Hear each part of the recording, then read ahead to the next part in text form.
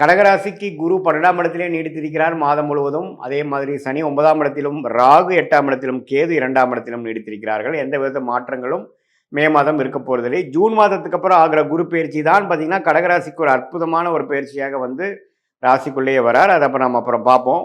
But இந்த மே மாதம் பொறுத்த வரைக்கும் பார்த்தீங்கன்னா 12ஆம் இடத்துல குரு இருந்தாலும் வரக்கூடிய ராசிக்குள்ளே வரக்கூடிய பயிற்சிக்கு வேணுங்கிற சில ஃபவுண்டேஷன் விஷயங்களை செய்வாருங்கிறத நம்ம மறந்துடக்கூடாது.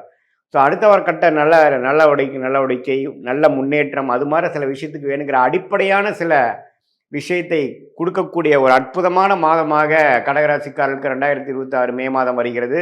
குறிப்பாக சொல்ல போனால் முதல் 2 வாரம் வந்து ஃபர்ஸ்ட் ஆஃப் மே மாதம் வந்து செவ்வாய்ங்கிற ராஜயோகாதிபதி சனியோடு சேர்ந்துருக்கிறது கொஞ்சம் தவறு.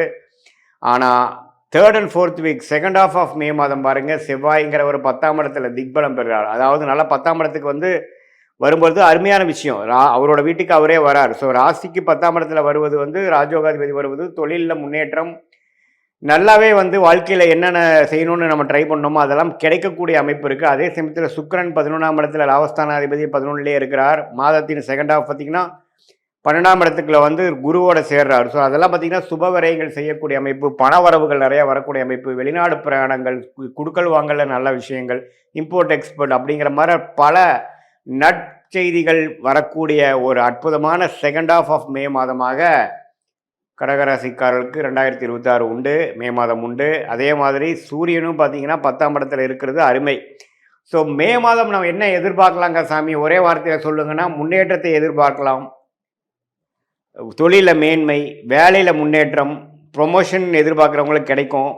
அதே சமயத்தில் நல்ல ஒரு அபிவிருத்தி, நல்ல சேஞ்சு, ஒரு ஜாப்லேருந்து இன்னொரு ஜாப் மாறுறது, மாணவர்களுக்கு நல்ல ஒரு ஃபோக்கஸு, நல்ல ஒரு ரிசல்ட்ஸு. அதே சமயத்தில் விளையாட்டுத்துறையில் இருக்கிறவங்களுக்கு நல்ல ஒரு அமைப்பு, மருத்துவத்துறையில் இருக்கிறவங்களுக்கு நல்ல பெனிஃபிட்ஸு, ரெகக்னிஷனு, மீடியா துறையில் இருக்கிறவங்களுக்கு நல்ல அமைப்பு, வெளிநாடு தொடர்பு இருக்கிறவங்களுக்கு நல்ல ஒரு கான்ட்ராக்ட், நல்ல ஒரு ப்ராஜெக்ட். அது மாதிரி கடகராசிக்காரர்களுக்கு இதுவரைக்கும் ராகு 8லேருந்து கேது 2லேருந்து ஒரு மாதிரி அப்ஸ் அண்ட் டவுன்ஸ் போயிட்டு இருந்து, குறிப்பாக ஃபர்ஸ்ட் ஆஃபுமே பார்த்தீங்கன்னா ராஜயோகாதிபதி செவ்வாய் 9ஆம் இடத்துலேருந்து அப்பா விஷயங்கள் பூர்வீக விஷயத்தில் சில பாதிப்புகளை கொடுத்துட்டு இருந்தது. மே செகண்ட் வீக்கிலிருந்து பார்த்தீங்கன்னா நல்ல மாற்றங்களை கொடுத்து அடுத்த வரக்கூடிய குரு பயிற்சிக்கு ஒரு அற்புதமான ஃபவுண்டேஷன் பிளாட்ஃபார்மை கொடுக்கக்கூடிய ஒரு மாதமாக மே 2026 வருகிறதுங்கிறது நம்ம தெரிஞ்சுக்கணும். இது வந்து எல்லா டைம்லேயும் பார்த்தீங்கன்னா குரு 12லிருந்து விரயங்களை கொடுக்குற மாதிரி இருந்தாலும் அது நல்ல விரயமாக, சுப விரயமாக அல்லது அசுப விரயமானு பார்க்கும் பொழுது இது மாதிரி கிரக அமைப்பு வரும் பொழுது நல்ல ஒரு விஷயத்துக்காக டக்குன்னு ஒரு இன்வெஸ்ட்மெண்ட் பண்ணி அது மூலமாக பெனிஃபிட்ஸ் பெறக்கூடிய ஒரு அற்புதமான ஒரு காலகட்டமாக கடகராசிக்காரர்களுக்கு வருது. அதனால் கொஞ்சம் இதெல்லாம் கொஞ்சம் பார்த்து யூஸ் பண்ணிக்கணும். குறிப்பாக வந்து செகண்ட் ஆஃப் மே மாதம் நீங்கள் நல்ல அமைப்பு பண்ணிக்கணும். இது பொதுவான பலனை தவிர உங்களுடைய ஜென்ம ஜாதகத்தில் நீங்கள் வந்து பிறந்த தேதி, பிறந்த நேரம், பிறந்த உரை கொடுத்து திருக்கணித பஞ்சாங்கத்தில் நம்ம ஜாதகத்தை போட்டு உங்களுக்கு என்ன நட்சத்திரத்தில் நீங்கள் பிறந்தீங்க, ஆயில்ய நட்சத்திரமா, பூச நட்சத்திரமா, புனர்பூச நட்சத்திரமா, அதே சமயத்தில் அந்த லக்னம் எந்த லக்னத்தில் பிறந்தீங்க, லக்னாதிபதி எப்படி இருக்குது, அந்த லக்னத்துக்கு எந்த மாதிரி யோகமான தசைகள் போய்கொண்டிருக்கிறது அப்படிங்கிறதெல்லாம் நம்ம பார்க்கும் பொழுது அது யோகமான திசையா, சுமாரான திசையா, இந்த கோச்சார் அமைப்பாகிய சனிப்பயிற்சி, குரு பயிற்சி இதெல்லாம் நம்ம இப்போ போயிட்டுருக்கு இல்லைங்களா, அதெல்லாம் சேர்த்து வைத்து பார்க்கும் பொழுது கடகராசிக்கு எத்தகைய ஒரு அமைப்பு வந்து அடுத்து வரக்கூடிய ஷார்ட் டேர்ம் எப்படி இருக்குது, அடுத்து வரக்கூடிய 6 மாதம், 8 மாதம், 10 மாதம் எப்படி இருக்குது, எது மாதிரி திசையில் நம்மளுடைய வாழ்க்கை திரும்புகிறது, எது மாதிரி சாய்ஸ் நம்ம எடுக்கலாம், வேலை வாய்ப்பா, தொழிலா, சில பேர்த்துக்குலாம் பார்த்திங்கன்னா வேலைக்கு போகிறது தான் பெஸ்ட்டு, சில பேர்த்துக்கு பார்த்திங்கன்னா தொழில் பண்ணுறது தான் நேச்சுரலாக நல்லா வரும். ஸோ எது மாதிரி அமைப்புகள் அவங்க இருக்காங்க, எந்த பாவம் வந்து வலுத்திருக்கு, எந்த மாதிரி விஷயங்கள் வந்து இருக்குது, திருமணம் வந்து காதல் திருமணமா அல்லது அரேஞ்ச் மேரேஜா, எது மாதிரி டைமில் நடக்கும், லேட் மேரேஜில் மாதிரி நடக்கிற மாதிரி அமைப்பு இருக்கா, அல்லது வந்து கொஞ்சம் ஏர்லியாகவே நடக்குமா.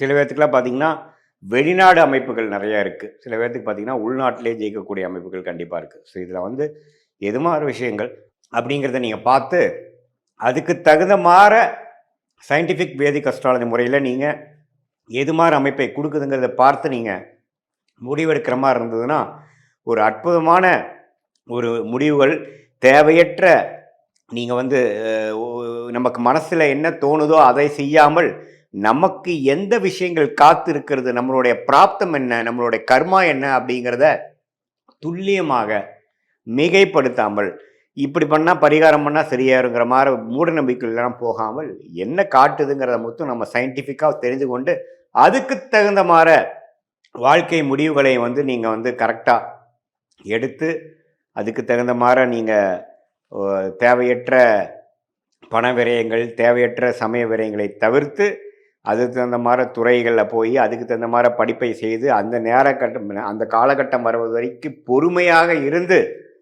செயல்படக்கூடிய கடகராசிக்காரர்கள் கண்டிப்பாக பணவரவில் எந்த விதத்திலையும் குறைவு இல்லாமல், அதே சமயத்தில் வந்த பணத்தை நான் இப்படி விட்டுட்டேங்க சார் அப்படிங்கிற மாதிரி இல்லாமல், எந்த நேரத்தில் எது வரும்பொழுது எது மாதிரி விஷயங்கள் செய்யலாம் அப்படிங்கிறதை நம்ம தெரிந்து கொண்டு, சம்டைம்ஸ் பார்த்தீங்கன்னா ஒரு 2-3 வருஷம் ஒருமே நடக்காத மாதிரி இருக்கும். அந்த டைமில் நீங்கள் என்ன போட்டாலும் பார்த்தீங்கன்னா பண விரயங்கள் தான் ஆகுமே ஒழிய பணம் வரவு வராது. ஸோ அந்த நேரத்துலலாம் கொஞ்சம் அடக்கி வாசித்து, சில நேரத்தில் நீங்கள் ரொம்ப வேகமாக போனீங்கன்னா நல்லா நடக்கும். எந்த நேரங்கள் நமக்கு அருமையான நேரங்களை தெரிந்து கொண்டு அதுக்கு தகுந்த மாதிரி நம்மளுடைய லைஃப் சிச்சுவேஷனை அமைத்து கொண்டு நம்ம முயற்சிகளை பிளான் பண்ணோம்னா தேவையற்ற சமய விரயங்கள், தேவையற்ற பண விரயங்களை தவிர்த்து நம்மளுடைய வாழ்க்கையோட குறிக்கோள் என்ன, எது மாதிரி விஷயத்தை நம்ம நோக்கிறோம், எந்த மாதிரி ரிலேஷன்ஷிப் நமக்கு வேணும், எந்த மாதிரி ப்ரொஃபஷன் நமக்கு வேணும், எது மாதிரி ஃபினான்ஷியல் கோல் நமக்கு இருக்குங்கிறதெல்லாம் தெரிந்து, அதே சமயத்தில் நம்மளுடைய 12 பாவமும் நம்ம ஜாதகத்தில் குடும்பமாக இருந்தாலும் சரி, தனமாக இருந்தாலும் சரி, சொத்து விஷயமா இருந்தாலும் சரி, கடன், நோய், எதிரி, வம்பு வழக்காக இருந்தாலும் நம்ம ஜாதகத்தில் எப்படி காட்டுது, எந்த நேரத்தில் எது விஷயத்தில் நம்ம ஜாக்கிரதையாக இருக்கணும் அப்படிங்கிற விஷயத்தெல்லாம் நம்ம கவனமாக பார்த்து அதுக்கு தகுந்த மாதிரி நம்மளுடைய முன் எச்சரிக்கையோட, முன் யோசனையோட நம்மளுடைய வாழ்க்கை முயற்சிகளையும் வாழ்க்கை செயல்பாடுகளையும் நம்ம செய்யும் பொழுது என்னன்னா, எப்படி ஒரு கூகுள் மேப் ஒரு மனிதனுக்கு ஒரு இடத்த விட்டு ஒரு இடம் போகும்பொழுது அது எப்படி வழிகாட்டுகிறதோ, எவ்வளோ கிலோமீட்டர் போகணும், எந்த இடத்துல திரும்பணும், எந்த மாதிரி இடத்துல டிராஃபிக் அதிகமாக இருக்குங்கிற மாதிரி விஷயங்களை தெரிந்து அதுக்கு தகுந்த மாதிரி நம்ம ட்ரிப்பை பிளான் பண்ணி நம்ம போகும் இடத்த போய் சேர்றோமோ, அதே மாதிரி இந்திய வேத ஜோதிட அடிப்படையான சயின்டிஃபிக் வேதிக் அஸ்ட்ராலஜி முறையில் பார்த்தீங்கன்னா துல்லியமான ஒரு நம்மளோட கர்மா பாத் என்ன அப்படின்னு தெரிஞ்சிட்டோம்னா அதுக்கு தகுந்த மாதிரி நம்மளுடைய ஆக்டிவிட்டீஸை அலைன் பண்ணிட்டோம்னா கண்டிப்பாக தேவையற்ற விரயங்களும் தேவையற்ற மன சங்கடங்களை அவாய்ட் பண்ணி தவிர்த்து வாழ்க்கையில் எளிதில் வெற்றி பெற முடியும் என்று சொல்ல விரும்புகிறேன். மீண்டும் மற்றொரு காணொளியில் சந்திப்போம்.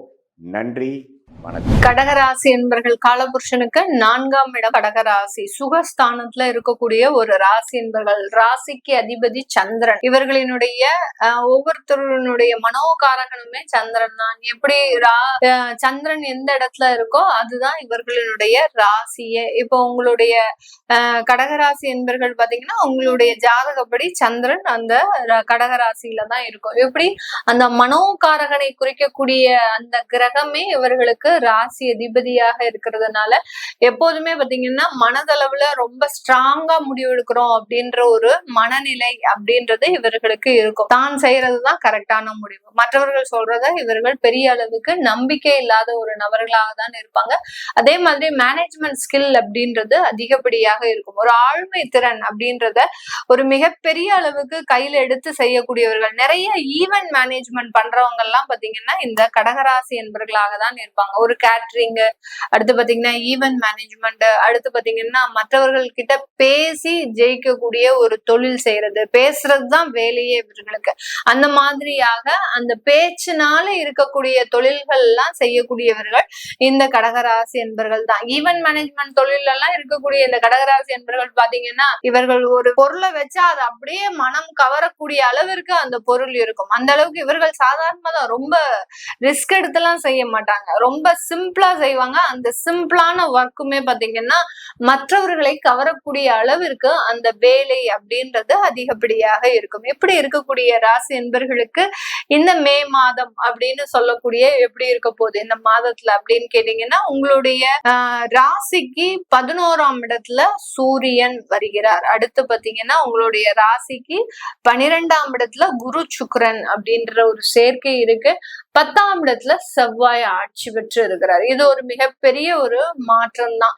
ஏன்னா ராசிக்கு 4ஆம் இடத்ததிபதி, உங்களுக்கு சுகஸ்தானாதிபதி ஆகப்பட்ட அந்த செவ்வாய் உங்களுடைய ராசிக்கு 11ஆம் இடத்துல வருகிறார். சாரி, உங்களுடைய சுகஸ்தானாதிபதி சுக்கிரன் ஆகப்பட்டவர் உங்களுடைய ராசிக்கு 11ஆம் இடத்துல வருகிறார். அதனால இந்த இடத்துல இருக்கக்கூடிய சில விஷயங்கள் உங்களுக்கு சாதகமாக இருக்கக்கூடிய ஒரு அமைப்பாக தான் இருக்கும். இந்த கடகராசி என்பர்கள் பாத்தீங்கன்னா இந்த மாதத்துல வீடு வாங்கணும் அப்படின்னு அடம் பிடிச்சு வாங்கக்கூடிய ஒரு தருணமாக இருக்கும்.